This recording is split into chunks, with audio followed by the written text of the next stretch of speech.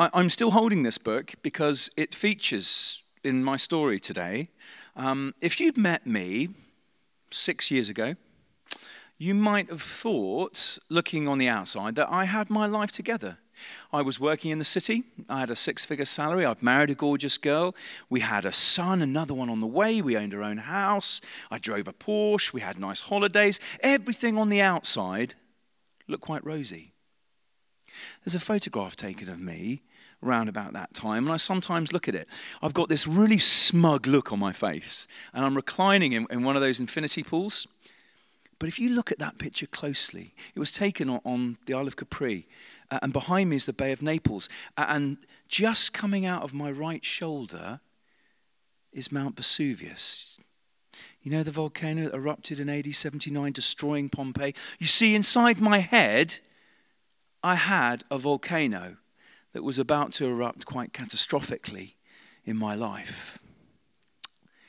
I came to my own decision about where I was with Christ. I decided that I would live my life in the light, and that's why this book, Living Light, is really special to me. The one I read when I was age 11, by the time I got to Sandhurst, the Royal Military Academy, to fulfill an ambition to join the army, in fact, to fly, that's what I really wanted to do, the old one was a bit battered. So on a very special day, the day of my graduation, I was given 2 things by 2 very special ladies. The first thing I was given was another copy of Living Light. And on the inside, my mother has written a lovely, and I sometimes read it. I won't read it today, but it basically talks about the fact that you might not have time or you might not have room in your kit to carry your Bible around with you. Sorry about that, Bible Society, every single day. So I'm going to give you this in the hope that you'll read it every day and keep living in the light.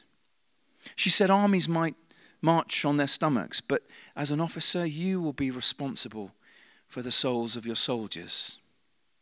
So that was the first special thing that was given to me on that day, as I say, by a very special person, my mum. But I was also given something by a very special lady on the same day. The Queen gave me a sword of honour.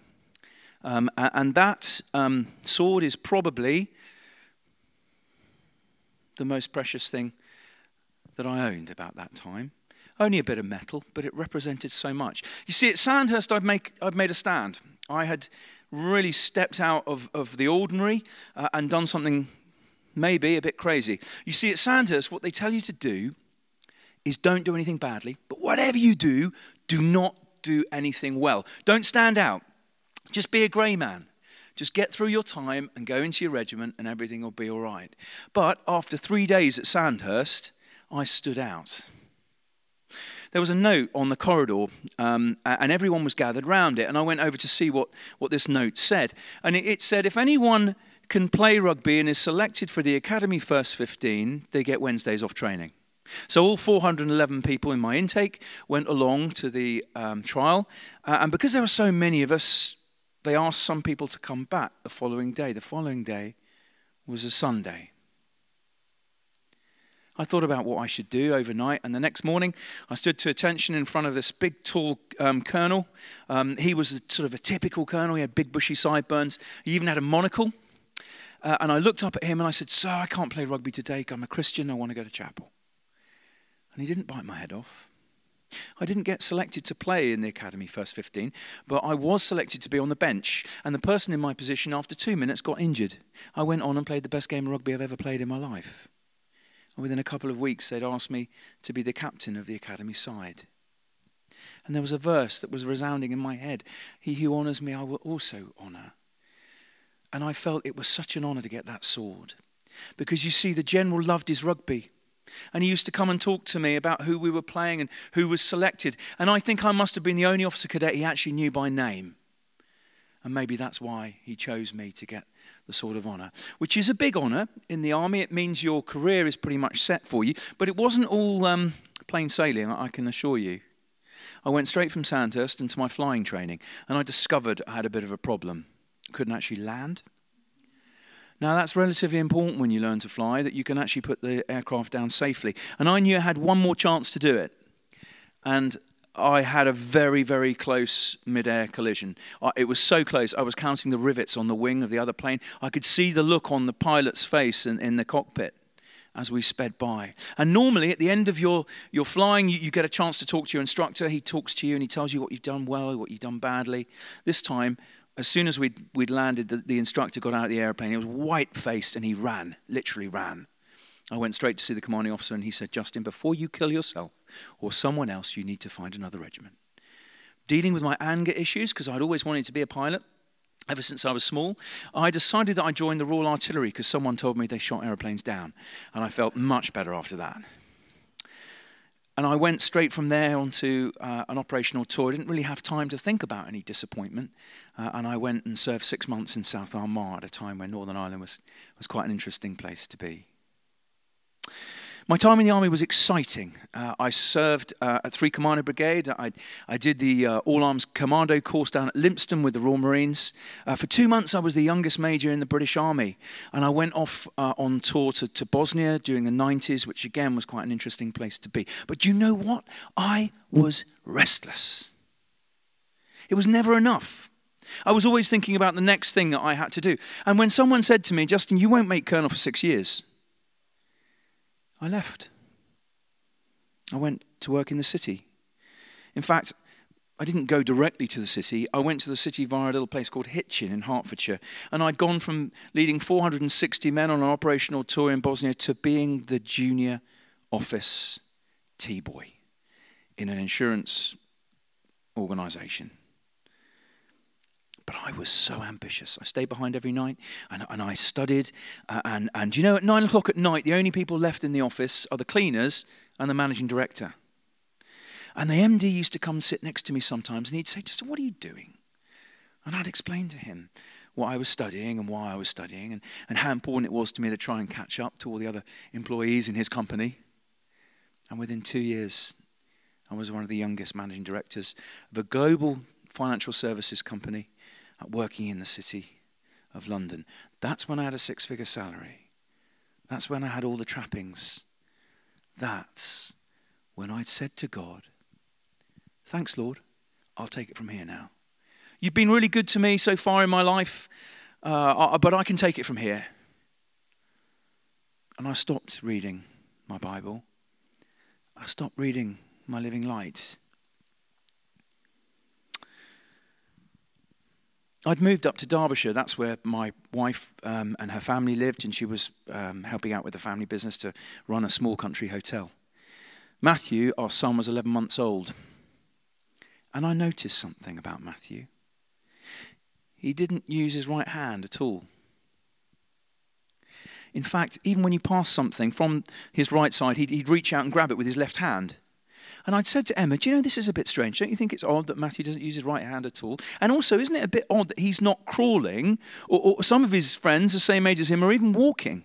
And she said, oh, no, it's fine. He'll just be left-handed. There's left-handed people in our family. I had a 6-hour commute, 3 hours down to London, 3 hours back every day. I had a 25-minute drive to the station and then a train journey into London. One day I put the radio on my way to work. And I listened to a retired footballer telling us how he'd noticed that his 11-month-old daughter was favouring her left hand. They'd taken her to see a consultant, and she had this thing called right-side hemiplegia.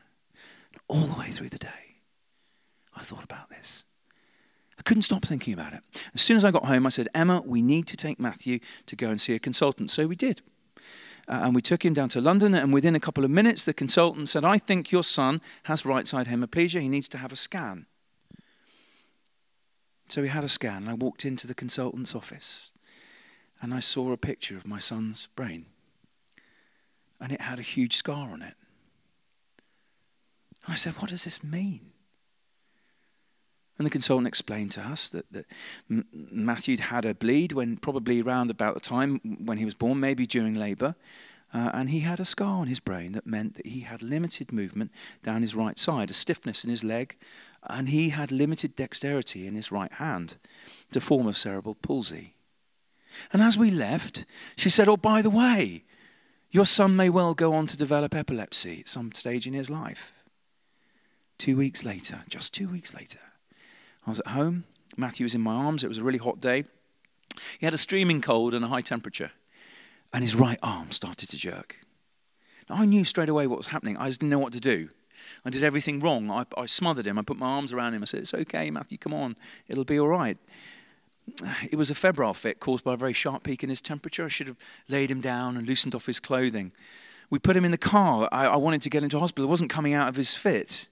But there was so much traffic. That was wrong too. We took him home, laid him out on the back seat. Emma, my wife, was relaying messages and instructions to me about giving my son mouth-to-mouth resuscitation. I'd learnt that in the army. I couldn't feel any breathing. He turned blue and his lips were a dark shade of purple. And for the first time, do you know what I did? First time in months, I prayed. I said, "God, I don't want to lose my son. Please help." And almost instantly, round the corner came our next door neighbour, carrying a couple of bags of shopping. He was a retired surgeon. He stepped in and took over very calmly. The ambulance came and took Matthew away. And that knocked me for 6. Emma was brilliant. She went online, she Googled hemiplegia and kind of understood what it would mean and how that would affect our lives. I went into denial. I went into lockdown. You see, I thought my son might be able to fly.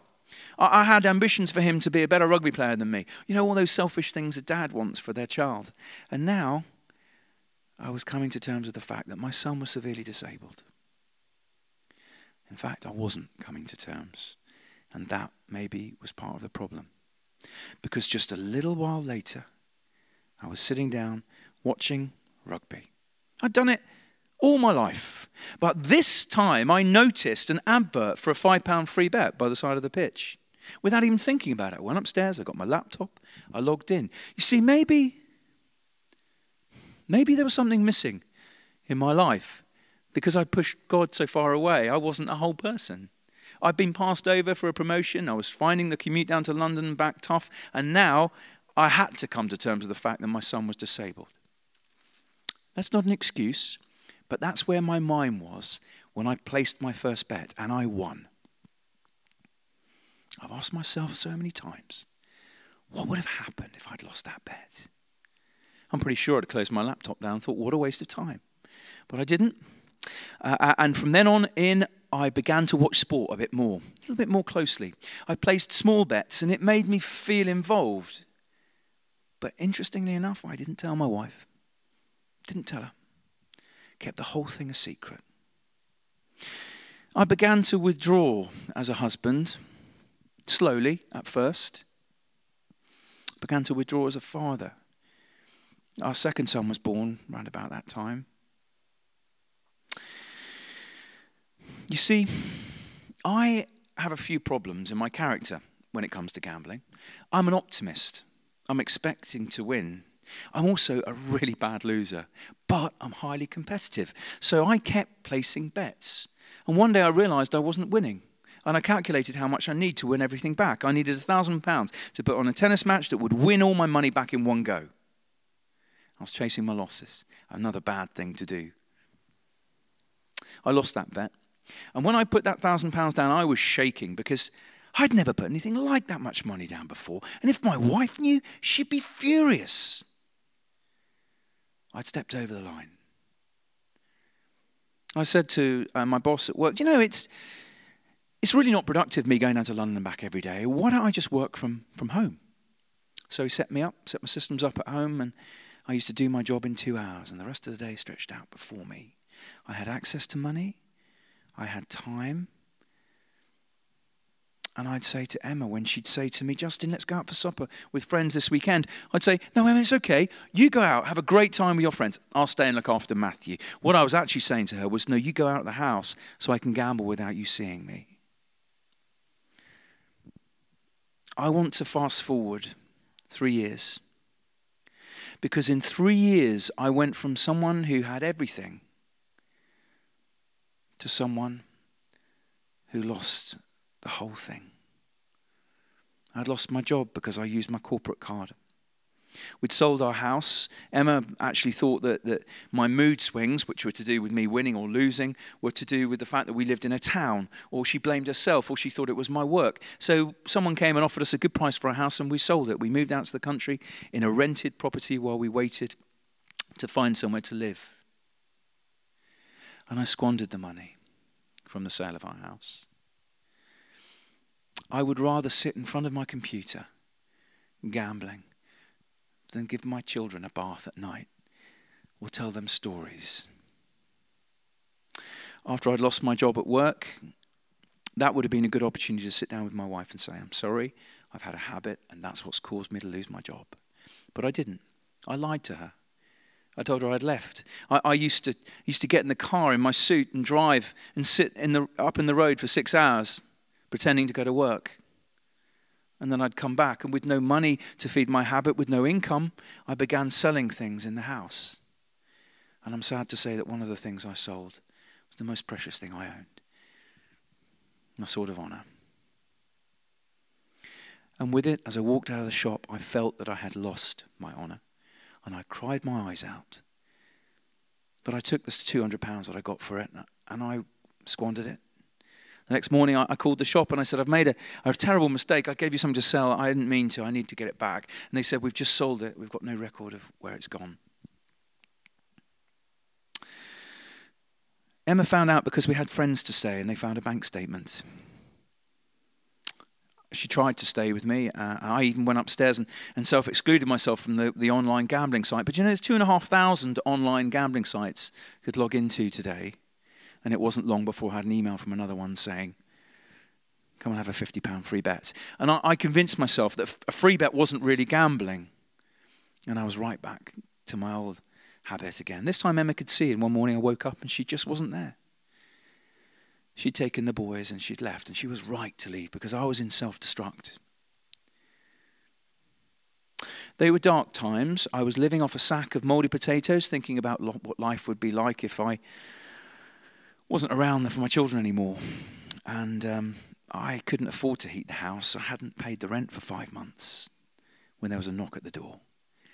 My mum, my brother, my dad, they came up and they said, Justyn, you are going to be evicted. Your father-in-law's paid off the rent arrears and he wants you out.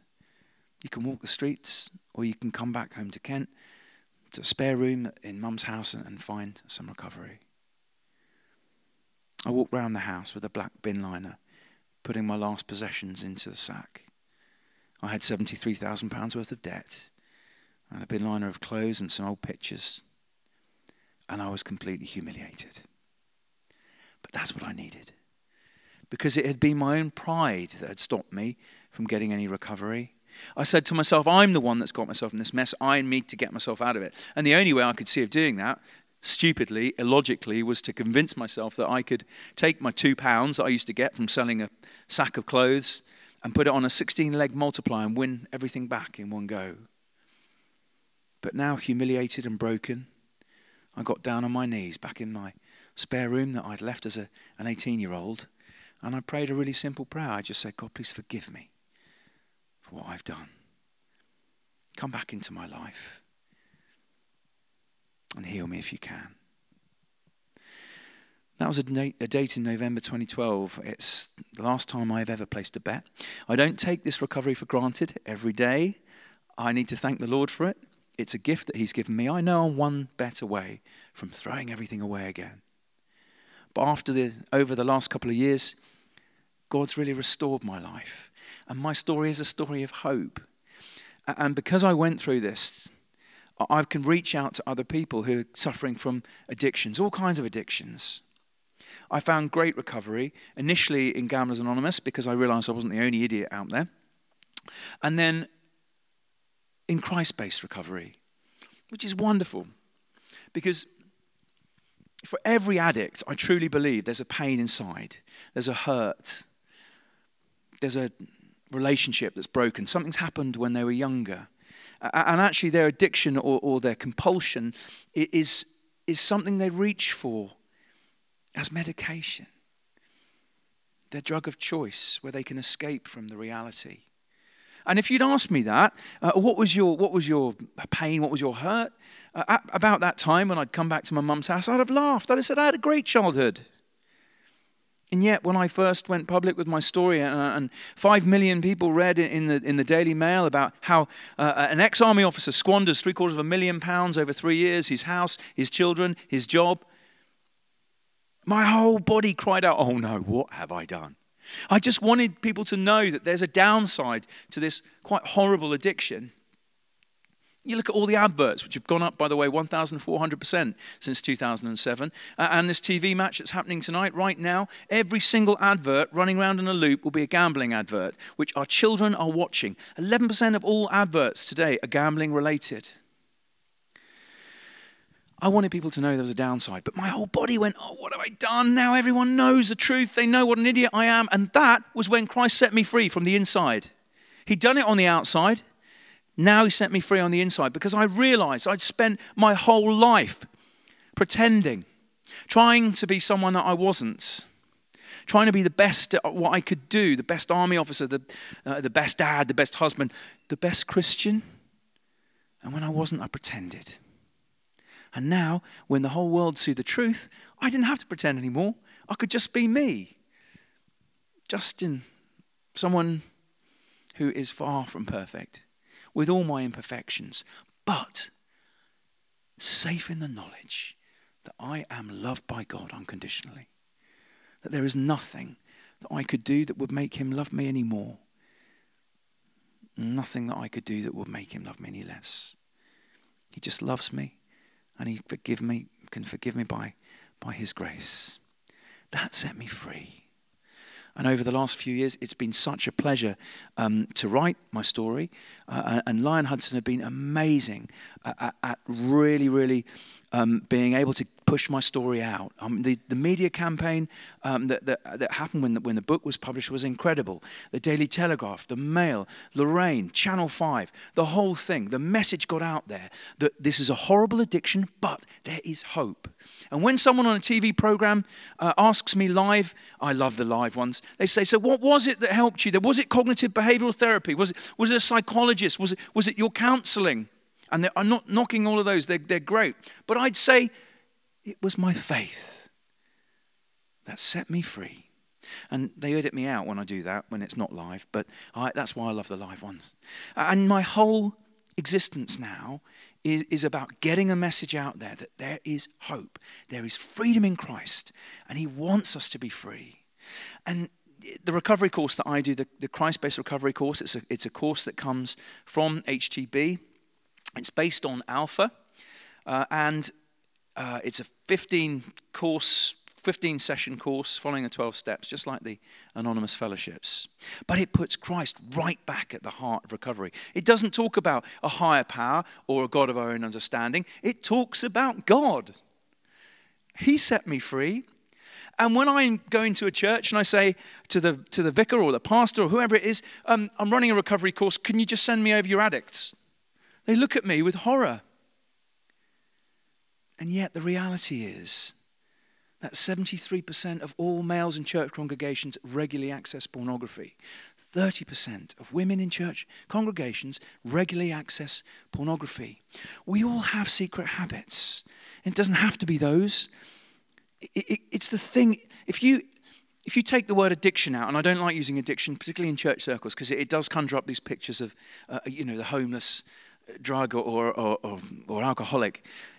If you take the word addiction away and replace it with sin, we all have sin.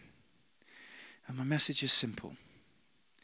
If there's anything in our lives that are blocking our relationship with our God, how about we draw a line under it?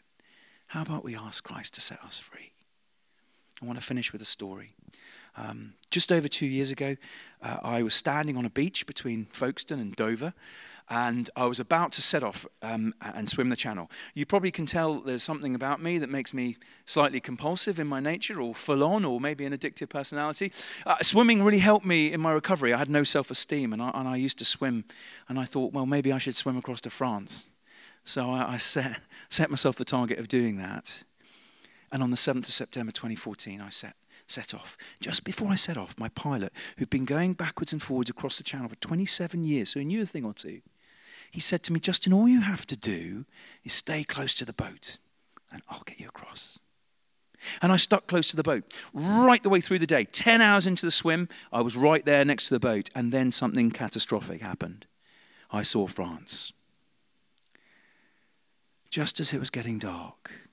So I lined myself up on the French coast. I forgot all about my boat. And I thought, I'll just swim to the nearest point. I'm okay now, Mr. Pilot. I can do this on my own. And off I went. And suddenly I was drifting further and further away from the boat. And I thought, why is the boat heading over there? I can see France. I know where I'm going. You see, what was happening is he was setting the boat off against a 4-knot current that was taking me not to France, but to Belgium. And now it was dark. The wind picked up. 15-knot wind I had in the opposite direction to the waves, in the opposite direction to the tide, which meant waves. And now when I turned my head to breathe, instead of breathing oxygen, I was getting a mouthful of salty water. My throat was closing up. My tongue was expanding. I was in trouble. I was finding it hard to breathe. I was cold. My shoulders were going. I could tell. I thought, I haven't got very much longer now. And all the time, my pilot was calling me. He was saying, come back, come back. And in the end, when I was so far away from them I couldn't hear them, they got this light out and they shone it right down next to the boat. And then, at last, thick-skinned Justyn, the penny finally dropped. They wanted me to swim in this bit of light. So I made the effort, I swam back. And as soon as I got there, I got shelter from the wind in the lee of the boat.